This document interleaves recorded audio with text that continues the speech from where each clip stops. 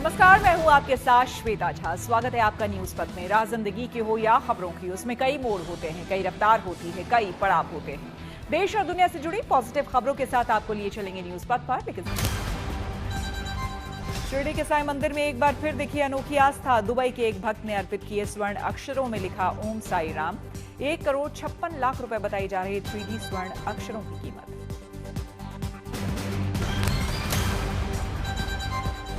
मणिपुर में शांति की ओर बढ़ा कदम। राज्य को नागालैंड पूर्वोत्तर से जोड़ने वाला नेशनल हाईवे खुलेगा। 2 साल से था बंद, बिना रुकावट हो सकेगी यात्रियों और जरूरी सामान की आवाजाही।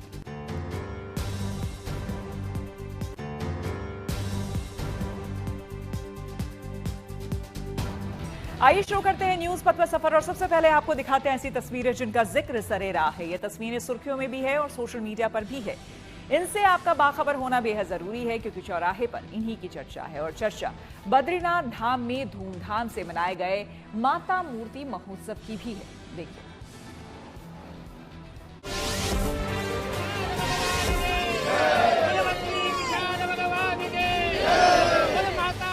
बद्रीनाथ धाम में धूमधाम से माता मूर्ति महोत्सव मनाया गया। ये महोत्सव भगवान बद्री विशाल के अपनी माता से मिलन का उत्सव है।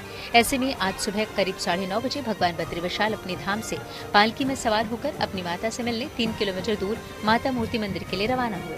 इस दौरान बद्री विशाल के जयकारों से पूरा वातावरण गुंजायमान रहा। रास्ते भर भक्त सेना के बैंड के मधुर धुनों और पारंपरिक गीत संगीत के साथ नाचते गाते आगे बढ़ते रहे। वहीं माता मूर्ति मंदिर पहुंचने पर महिलाओं ने जौके पौधे भेंट कर बद्री विशाल की डोली का स्वागत किया। फिर विधि विधान से भगवान बद्री विशाल और उनकी मां का मिलन कराया गया।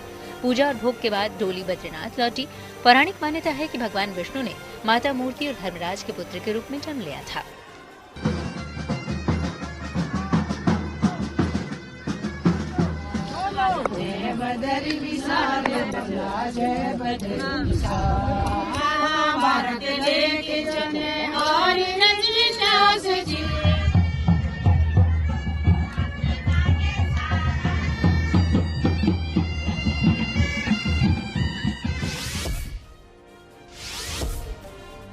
यूपी के बागपत के रहने वाले राहुल प्रजापति ने मिसाल कायम की। हार्ट ट्रांसप्लांट जैसी कठिन सर्जरी के बाद भी राहुल ने न सिर्फ जिंदगी की जंग जीती, बल्कि अपने खेल से देश का मान भी बढ़ाया। राहुल ने राष्ट्रीय और अंतर्राष्ट्रीय अंग प्रत्यारोपण खेलों में तिरंगा लहराकर इतिहास रच दिया। उन्हें जब पता चला कि उनके जैसे लोगों के लिए भी खेलों में राष्ट्रीय अंतर्राष्ट्रीय स्तर की प्रतियोगिताएं होती हैं, तो उनमें भाग लेना शुरू किया। उन्होंने खेलों में बैडमिंटन को चुना और 2022 में मुंबई राष्ट्रीय अंग प्रत्यारोपण खेलों में पहला स्वर्ण पदक जीता। अगले साल ऑस्ट्रेलिया विश्व खेलों में कांस्य पदक जीता और अब तक वो कई राष्ट्रीय अंतर्राष्ट्रीय पुरस्कार जीत चुके हैं। ओडिशा के कालाहांडी में एक ट्रैक्टर चालक की सूझबूझ से 3 लोगों की जान बच गई। घटना थुआमुल रामपुर ब्लॉक के अदरी गांव के पास चंदीगिरी नाले के पास हुई। यहाँ मूसलाधार बारिश से बचने के लिए एक महिला अपनी 2 छोटी बेटियों के साथ एक पुल के नीचे खड़ी थी। तभी अचानक नाले में बाढ़ के पानी का एक तेज बहाव आया, जिसमें तीनों बहने लगी। ऐसे में जब वो मदद के लिए चिल्ला रही थी, तब पुल के ऊपर दामू मुदली नाम का एक व्यक्ति ट्रैक्टर लेकर गुजर रहा था। उसकी पुकार सुनकर उसने ग्रामीणों को मदद के लिए बुलाया और तीनों को पानी से सुरक्षित बाहर निकाल लिया।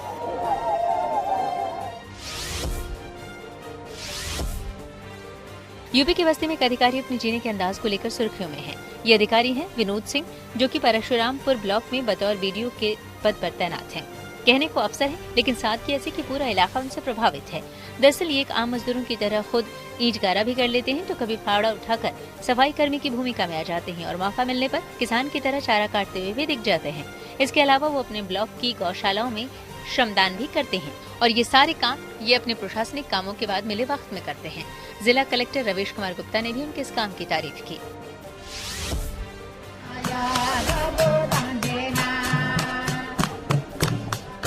केंद्रीय मंत्री किरण रिजिजू का एक अलग अंदाज देखने को मिला। अरुणाचल प्रदेश के बिछुंग जिले में वो आदिवासी समुदाय के लोगों के साथ नृत्य करते नजर आए।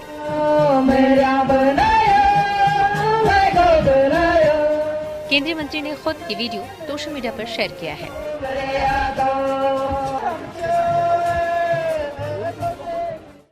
न्यूज पथ में अब बात जीएसटी की, जिसको लेकर गुड न्यूज आई है। जी हाँ, अब कई सामान और सेवा जीएसटी मुक्त कर दिए गए।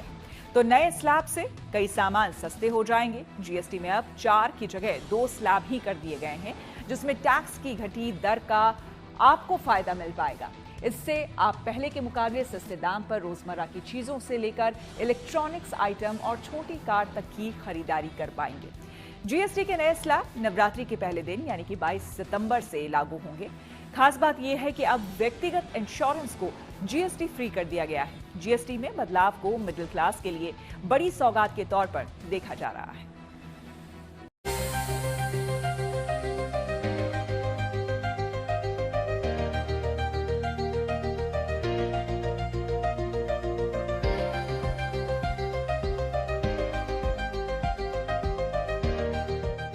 जीएसटी यानी गुड्स एंड सर्विसेज टैक्स में किया गया बदलाव आम लोगों के लिए किसी बड़े तोहफे से कम नहीं है।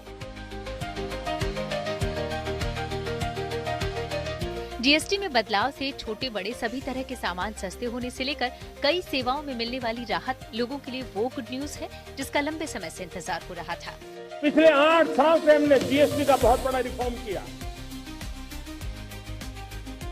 पूरे देश में टैक्स के प्रधानमंत्री नरेंद्र मोदी ने स्वतंत्रता दिवस के मौके पर लाल किले से दिए अपने संबोधन में ये साफ कर दिया था कि लोगों को जीएसटी में राहत मिलने वाली है और इसके 19वें दिन यानी 3 सितंबर को वित्त मंत्री निर्मला सीतारमण ने इस राहत पर मुहर लगा दी।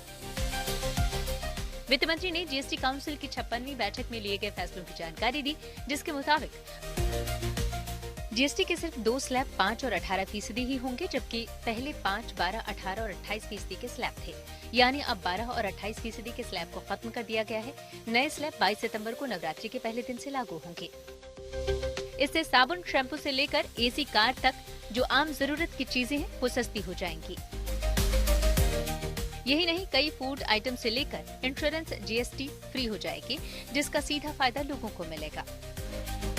मुझे उम्मीद है कि एयर कंडीशन या और भी इलेक्ट्रॉनिक्स गैजेट पे भी जो जीएसटी घटाया है, टैक्स का स्लैब को घटाया गया है, उसमें अच्छा खासा पैसा का गिरावट आएगा और रेट कम होगा और उपभोक्ता को इससे फ़ायदा मिलेगा। सरकार के इस फैसले से मध्यम वर्गीय लोगों को बहुत फ़ायदा होगा, क्योंकि जैसे जो दैनिक ज़रूरत की चीज़ें हैं, दूध और इनके ऊपर जीएसटी सरकार ने कम किया है। आने वाले समय में इससे बहुत फ़ायदा होगा। जीएसटी कम करने से ये फ़ायदा हुआ है कि आम जन को, लोगों को काफ़ी मतलब महंगाई के अंदर अब राहत मिलेगी, पैसा बचने लगेगा, बचत होगी उनकी, और व्यापारियों को भी बहुत फ़ायदा है। कार है, इलेक्ट्रॉनिक्स आइटम है, रोज़मर्रा की कई वस्तु हैं, उसमें ओवरऑल देखा जाए तो काफ़ी बचत होगी। अब पहले ये जान लीजिए कि जीएसटी में जो बदलाव किया गया है उससे सबसे बड़ा फायदा क्या होगा। दूध, रोटी, पराठा, छेना समेत कई फूड आइटम जीएसटी फ्री हो जाएंगे। यही नहीं, व्यक्तिगत हेल्थ और लाइफ इंश्योरेंस पर भी जीएसटी मुक्त हो जाएगा। पढ़ाई लिखाई से जुड़े कई सामानों पर भी अब टैक्स नहीं लगेगा। इसके अलावा 33 जीवन रक्षक दवाएं, दुर्लभ और गंभीर बीमारियों के लिए दवाओं पर भी जीएसटी नहीं लगेगा। इस परिवर्तन से अगर आप देखें तो आम जन की चीजें सब पे कहीं ना कहीं छूट दी गई है, सस्ती की गई है। चाहे वो किसान हो, चाहे वो शिक्षा का क्षेत्र हो, चाहे वो स्वास्थ्य का क्षेत्र हो, चाहे वो हेल्थ का, इंश्योरेंस का क्षेत्र हो, और सभी क्षेत्रों में कहीं ना कहीं इसका व्यापक प्रभाव पड़ने वाला है। निश्चित तौर से इकॉनमी कहीं ना कहीं आप देखें तो अर्थव्यवस्था की जो व्यवस्था होती है कि अगर परचेजिंग पावर बढ़ेगी, लोगों की चीजें सस्ती होंगी, खरीद की ताकत बढ़ेगी, तो अर्थव्यवस्था इसमें कहीं ना कहीं ग्रो करेगा। अब रोजाना इस्तेमाल होने वाले उन सामान के बारे में जान लीजिए जो सस्ते होंगे। टूथपेस्ट, साबुन, शैम्पू, इन पर पहले जो 18% टैक्स लगता था वो घटकर अब 5% रह जाएगा। इसी तरह घी, मक्खन, नमकीन, नूडल्स पर 12% के बदले अब 5% टैक्स ही लगेगा। बर्तन, नैपकिन, डायपर्स और बच्चों की बोतलों पर भी 12 की जगह 5% टैक्स ही लगेगा। अब लगा कि हम लोगों को पूरा सिस्टम अब स्टेबल है, अब एक बड़ा बदलाव किया जा सकता है और इसको हम लोग एक तो टैक्स स्लैब्स को घटा दिया जाए, बहुत चीजों को नीचे लाया जाए, तो और उस तरीके से हम लोग आगे बढ़ रहे हैं। मेरे ख्याल से इसके लिए मध्यम वर्ग और पूरे समाज के लिए इस टैक्स घटाने से सभी को लाभ मिलेगा। किसानों को भी जीएसटी में बदलाव का बड़ा फायदा मिलेगा। सिलाई मशीन पर 12 की जगह 5% टैक्स लगेगा, तो सिंचाई की मशीन पर भी ऐसा ही होगा। कृषि मशीनरी के साथ ही ट्रैक्टर पर भी 12% की जगह 5% टैक्स ही लगेगा। वहीं ट्रैक्टर के टायर पर लगने वाला 18% टैक्स अब 5% ही लगेगा। जीएसटी कम किया उससे तो बहुत फायदा होगा किसानों के लिए भी और आम जनता के लिए भी, प्लस जो हम लोग आते हैं मेहनत मजदूरी, उनके लिए भी बहुत फायदा होगा। और किसानों के लिए तो ज़्यादातर 100% उनके लिए ही फायदा होगा। सबके लिए ही फायदा होगा। जो भी गवर्नमेंट ने कम कराया है वो सभी किसानों के लिए फायदा होगा इससे। पढ़ाई लिखाई से जुड़े सामान जिन पर पहले 5 से लेकर 12% तक टैक्स लगता था, वो अब खत्म हो जाएगा। उनमें एक्सरसाइज बुक, पेंसिल, क्रेयॉन से लेकर ग्लोब और मैप चार्ट तक शामिल हैं, जिन पर अब कोई जीएसटी नहीं लगेगा। स्वास्थ्य से जुड़ी चीजों पर भी लोगों को बहुत राहत मिलने जा रही है। हेल्थ इंश्योरेंस पर जहां 18% टैक्स लगता था, वो अब नहीं लगेगा। इसके अलावा मेडिकल उपकरणों की बात करें तो थर्मामीटर पर अब 18 के बदले 5%, ऑक्सीजन पर 12% के बदले 5%, तो डायग्नोस्टिक किट पर भी 12 की जगह 5% टैक्स ही लगेगा। सरकार ने 18% जीएसटी से 5% करी है, 13% की हमारी बचत होगी और इससे हम पैसे बचा पाएंगे। नमकीन, बिस्कुट, पेंसिल, रबड़, इन सब पे सरकार ने जीएसटी कम करी है। खाने पीने की चीज़ों पे भी जीएसटी बहुत कम कर दी है, 18% से 5% कर दी है। और हेल्थ इंश्योरेंस में तो बिल्कुल ही 0 नील कर दिया है।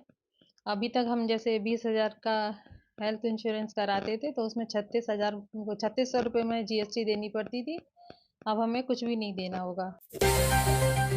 किसान हो या स्टूडेंट या फिर गृहिणी या बुजुर्ग, हर कोई जीएसटी में राहत से बेहद खुश नजर आ रहा है।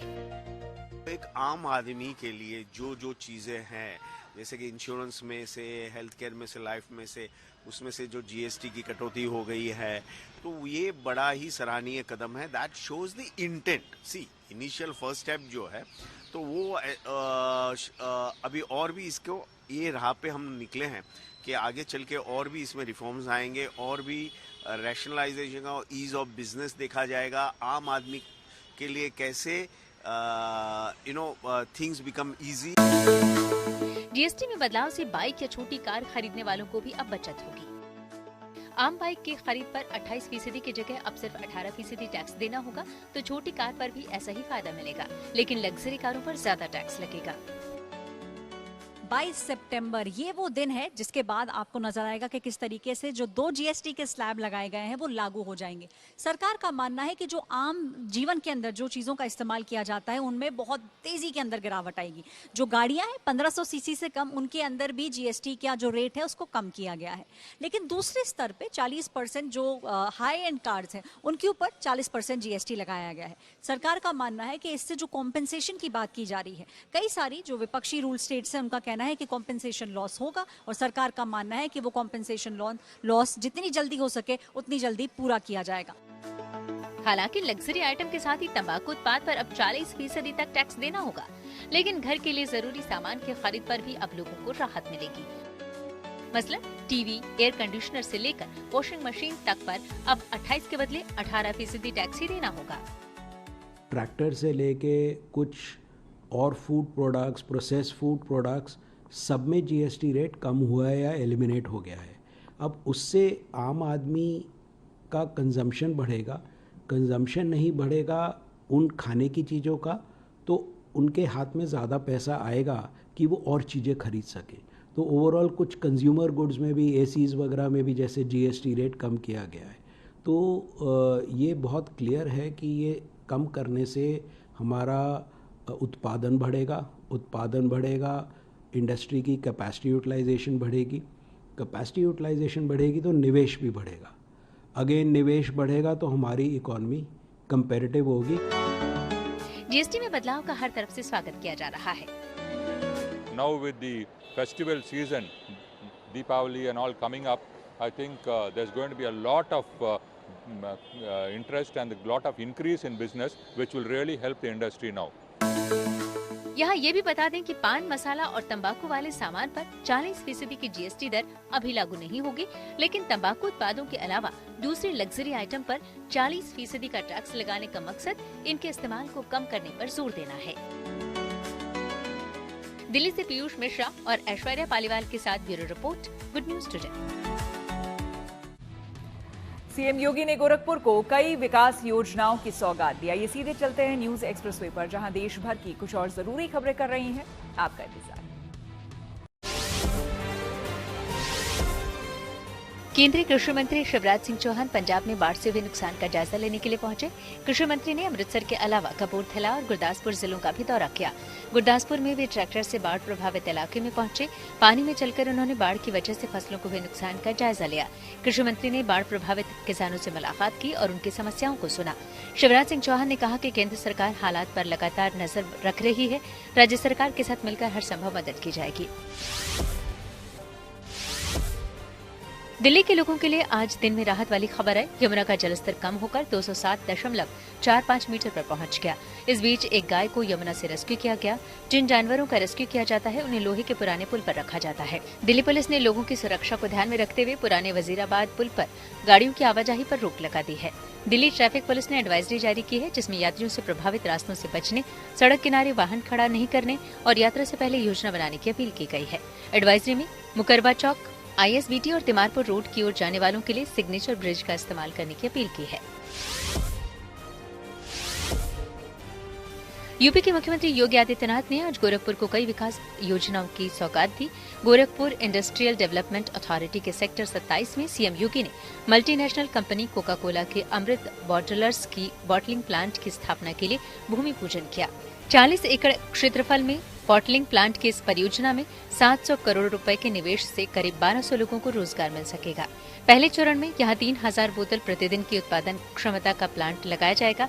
सीएम योगी ने कोका कोला प्लांट के भूमि पूजन के अलावा 640 करोड़ रुपए के निवेश वाली 3 यूनिट्स का शिलान्यास भी किया।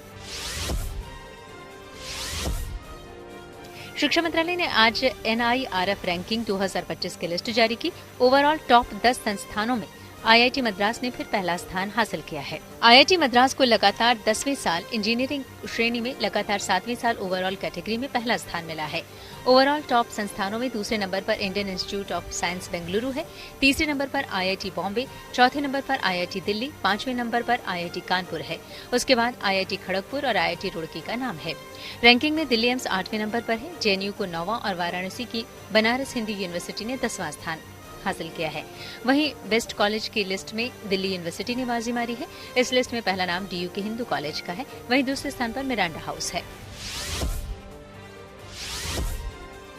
गुजरात के सबसे बड़े शक्तिपीठ अंबाजी में भी महाकुंभ लगा हुआ है। दूर दूर से श्रद्धालु आस्था और भक्ति के इस मेले में पहुंच रहे हैं। बनासकांठा पुलिस श्रद्धालुओं की सुरक्षा के लिए आर्टिफिशियल इंटेलिजेंस का इस्तेमाल कर रही है। AI आधारित निगरानी प्रणाली से संदिग्ध गतिविधियों पर लगातार नजर रखी जाती है। इससे लापता तीर्थयात्रियों की पहचान की जाती है। इसके अलावा एक समय में कितने लोग मंदिर में आए हैं, इसका अनुमान लगाकर भीड़ को नियंत्रित किया जाता है। मेले में 5000 पुलिस जवानों की तैनाती की गई है और 650 CCTV कैमरे लगाए गए हैं। 1 सितंबर से शुरू हुआ ये मेला 7 सितंबर तक चलेगा।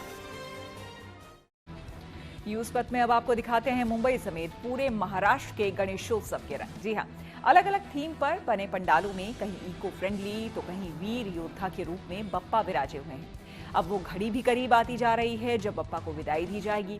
अनंत चतुर्दशी पर होने वाले गणपति विसर्जन से पहले आइए आपको मुंबई और महाराष्ट्र के कुछ मनोरम पंडाल के साथ ही भव्य गणेश प्रतिमा का दर्शन कराते हैं।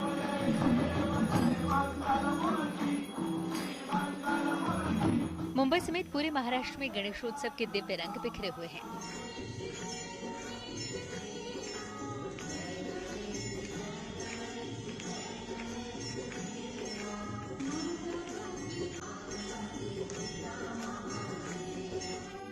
जगह जगह अलग अलग थीम पर बनाए गए मनोरम गणेश पंडालों में बाप्पा विराजे हुए हैं, जिनके दर्शन के लिए लगातार भक्तों की भीड़ उमड़ रही है। गणेशोत्सव की खुशी के बीच श्रद्धालु ये सोचकर भावुक होते भी दिख रहे हैं कि बाप्पा की विदाई का दिन पास आ रहा है। 6 सितंबर को अनंत चतुर्दशी पर गणपति विसर्जन की तैयारी भी अब शुरू कर दी गई है।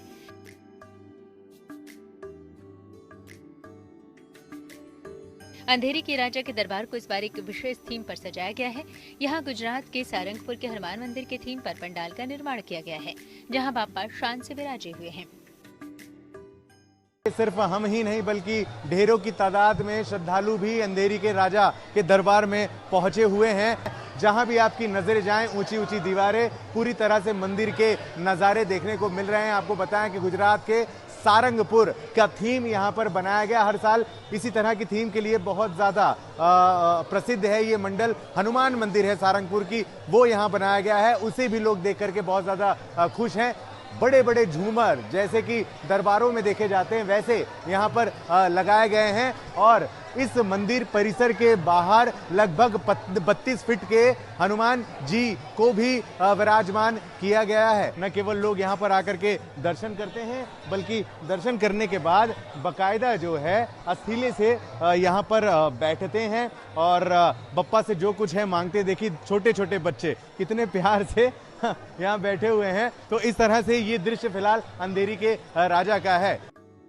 यहाँ हर साल अलग अलग थीम पर पंडाल बनाए जाते हैं। अंधेरी का राजा मुंबई का एकमात्र ऐसा गणेश पंडाल है जहाँ अनंत चतुर्दशी पर ही नहीं बल्कि संक्रांति पर गणपति विसर्जन होता है। 10 तारीख को मुझे अगले हफ्ते में बुधवार को यहाँ पर बप्पा का विसर्जन का यात्रा निकलेगा। इसका पीछे यही कारण है, 1971 में मुंबई में बड़े पैमाने मिल्स कंपनीज वगैरह बंद गिरे थे, तो उनका ये पूरा इलाका इंडस्ट्रीज और मिल्स का था। यहाँ पर पूरा कमेटी और वर्कर्स लोग ने मिलकर मन्नत रखा था 1971 में कि अगले साल में कंपनीज ओपन होती है, ओपन शुरुआत होती है, तो अंधेरी का राजा का जो विसर्जन आता है अनंत चतुर्थी को नहीं करके संकष्टी चतुर्थी को लोगों को सामने पूजा पाठ के लिए लेके जाएंगे।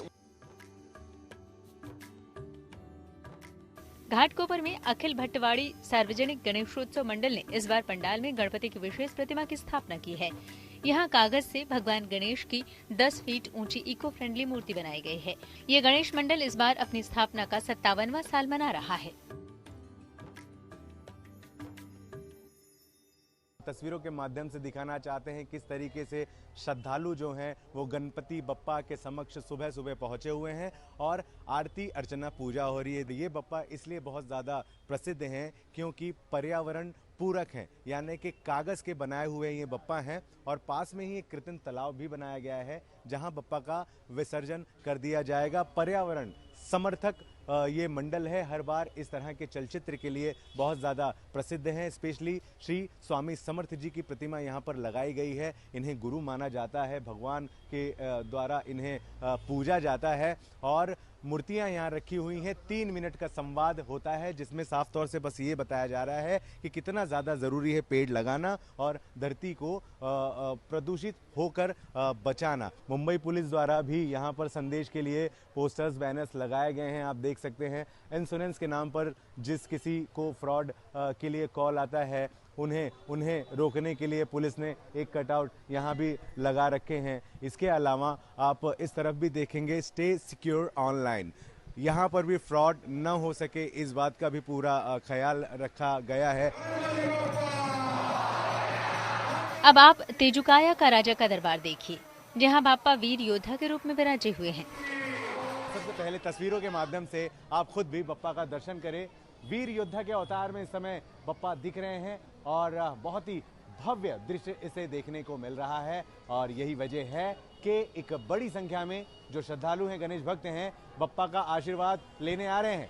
योद्धा जी ने बाकायदा गधा ले रखा है, साथ ही साथ त्रिशूल भी देख पा रहे हैं इनके एक हाथ में और शंख भी नजर आ रहा है, तलवार भी है, साथ ही साथ ये देखिए 2 शेर भी हैं और बप्पा के जो फेवरेट हैं मूसक महाराज वो भी यहाँ पहुंचे हुए। बप्पा तक लोग पहुंचते हैं, पहुंचते ही जो इनकी मिन्नतें होती है वो मांगते हैं और जैसा कि बप्पा बड़े प्यारे हैं और मेहमान की तरह बिल्कुल भी नहीं है, घर के सदस्य हैं, तुरंत ही अपनी बातें वो सुन लेते हैं और जो मन्नत होती है हमारी पूरी हो जाती है। वीर योद्धा का अवतार क्यों लिया है बप्पा ने? ऑपरेशन सिंदूर हुआ, कोरोना युद्ध हुआ, कोरोना से लड़ने के लिए बप्पा ने, कोरोना और जो युद्ध हुआ है उसके लड़ने के लिए बप्पा ने वीर योद्धा का रूप लिया है। बिल्कुल एक से बढ़कर एक तकलीफें जो हैं मुंबई नहीं बल्कि महाराष्ट्र नहीं बल्कि देश के कोने कोने ने झेली हैं और उन सब पर आखिर उन्हें हराकर यानी कि उन दानवों का संहार करके गणपति बप्पा ने एक विशेषता फैलाई, शांति का प्रतीक बना। यही वजह है कि गणेश उत्सव न केवल एक शांति का प्रतीक है बल्कि एकता का भी प्रतीक है। तेजुकाया एक गणेश मंडल का नाम है जो लाल बाग इलाके में ही है। इस मंडल के पंडाल में विराजने वाले गणपति को तेजुकाया का राजा कहा जाता है। मान्यता है कि बाप्पा अपने इस दरबार में आने वाले भक्तों की मनोकामनाएं पूरी करते हैं।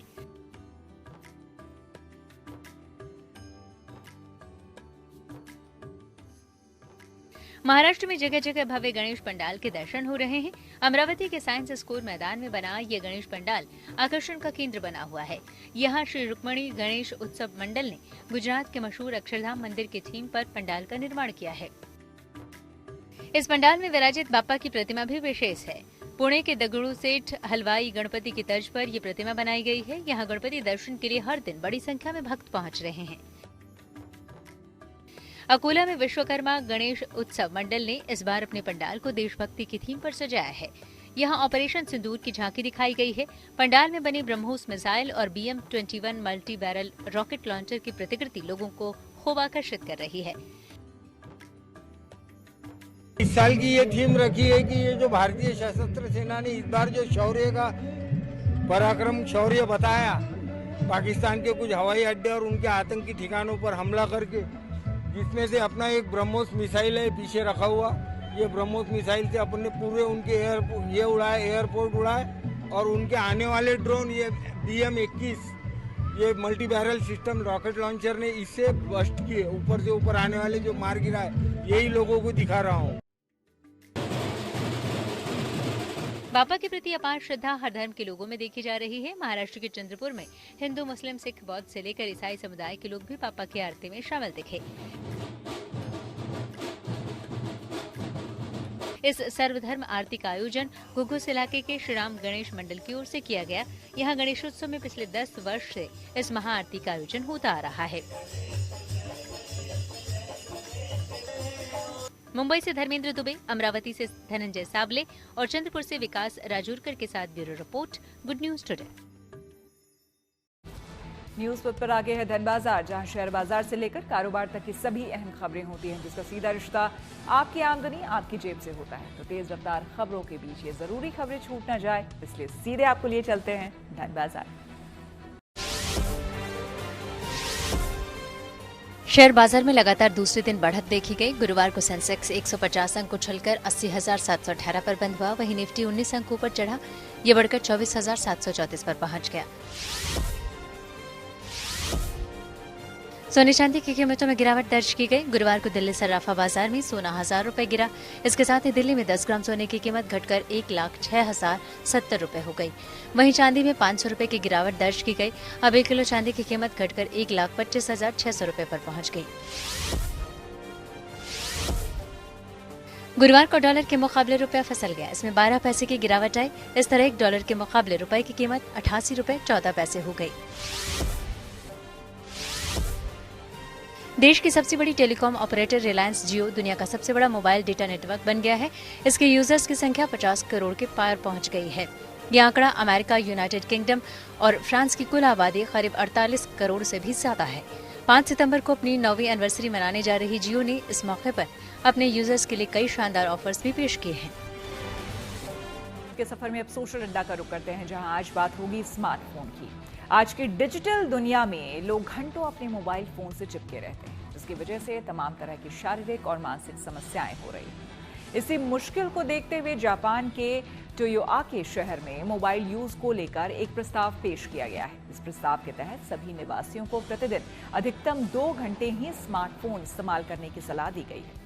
टोयोआके के मेयर ने कहा है कि स्मार्टफोन का बहुत अधिक इस्तेमाल करने से नींद की समस्या समेत कई मानसिक और शारीरिक परेशानियां सामने आ रही हैं। फिलहाल ये प्रस्ताव चर्चा के अधीन है और अगर इससे मंजूरी मिलती है तो ये अक्टूबर से लागू किया जाएगा।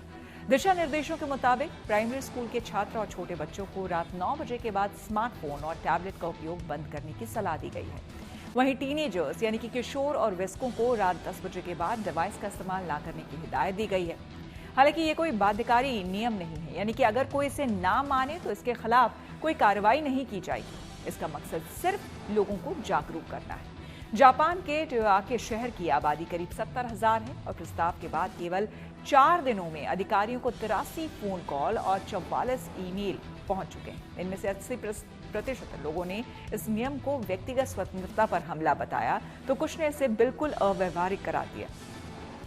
ये पहला मौका नहीं है जबकि जापान में स्क्रीन टाइम पर रोक लगाने की कोशिश की गई है। साल 2020 में पश्चिमी जापान के एक क्षेत्र ने बच्चों को वीकडेज पर केवल 1 घंटे और छुट्टियों में 90 मिनट के वीडियो गेम खेलने की सलाह दी थी। वैसे दुनिया भर में ये सबको पता है कि ज्यादा स्क्रीन टाइम से भारी नुकसान हो रहा है, लेकिन फिर भी लोग इस लत को छोड़ नहीं पा रहे। ऐसे में इस तरह की पहल को लेकर हमने लोगों से बात की और उनकी राय जानी।